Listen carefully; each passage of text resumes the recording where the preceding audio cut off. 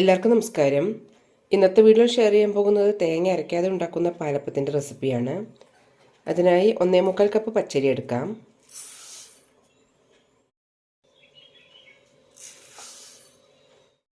കാൽ കപ്പ് പുഴുങ്ങലരി, ഏതുതരം അരി വേണമെങ്കിലും എടുക്കാം.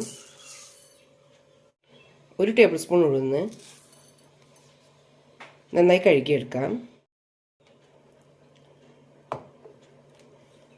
5-6 പ്രാവശ്യം നന്നായി കഴുകിയെടുക്കാം. ഇനി 4 മണിക്കൂർ കുതിരാനായി വയ്ക്കാം. അരിയൊക്കെ നന്നായി കുതിർന്നിട്ടുണ്ട്. ഇതിനി അരച്ചെടുക്കാം. പച്ചരി മാത്രം കുതിർന്ന് കിട്ടാൻ നമുക്ക് 2 മണിക്കൂർ മതി. പുഴുങ്ങലരി കുതിർന്ന് കിട്ടാൻ കുറച്ചുകൂടി സമയമാകും. രണ്ടും റേഷൻ കടയിലെ റൈസാണ് എടുത്തിരിക്കുന്നത്. ഇതിലേക്ക് ബാക്കിയുള്ള ചേരുവകൾ ഇടാം. 1/4 കപ്പ് ചോറ്,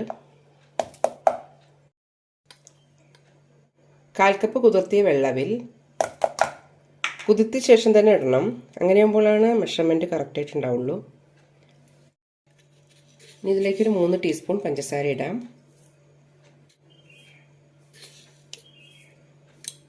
1/4 ടീസ്പൂൺ ഇൻസ്റ്റൻറ്റ് ഈസ്റ്റ് ഇടാം.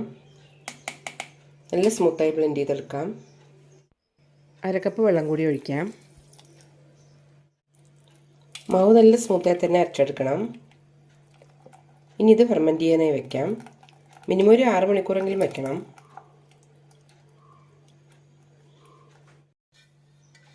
ഇനി അടച്ച് വയ്ക്കാം. മാവ് നന്നായി പൊങ്ങി വന്നിട്ടുണ്ട്. നന്നായി മിക്സ് ചെയ്യുക.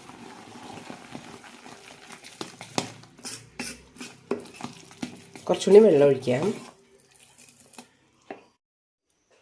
1 നുള്ള് അപ്പസോഡ കൂടി ഇടാം. വേണ്ട എന്നുള്ളവർക്ക് സ്കിപ്പ് ചെയ്യാം. ആവശ്യത്തിന് ഉപ്പും ഇടാം. നന്നായി മിക്സ് ചെയ്യാം.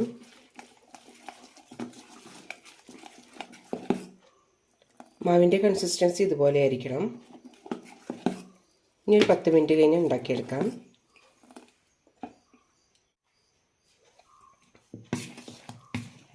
മാവ് ഒന്നുകൂടി പൊങ്ങിയിട്ടുണ്ട്. ഇനി വെള്ളപ്പം ഉണ്ടാക്കാം. അപ്പച്ചട്ടി ചൂടായിട്ടുണ്ട്. മാവ് ഒഴിക്കാം.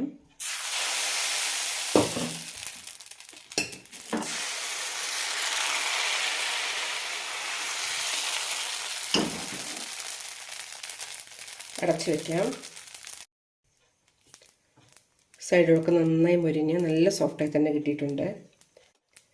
തേങ്ങ ചേർക്കാതെ തന്നെ അടിപൊളിയായിട്ട് പാലപ്പം കിട്ടിയിട്ടുണ്ട്. ഇനി പാലപ്പം ഉണ്ടാക്കുമ്പോൾ ഇതുപോലെ ഒന്ന് ട്രൈ ചെയ്ത് നോക്കൂ.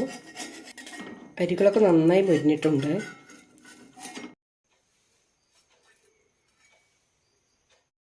നല്ല സോഫ്റ്റായി തന്നെ കിട്ടിയിട്ടുണ്ട്.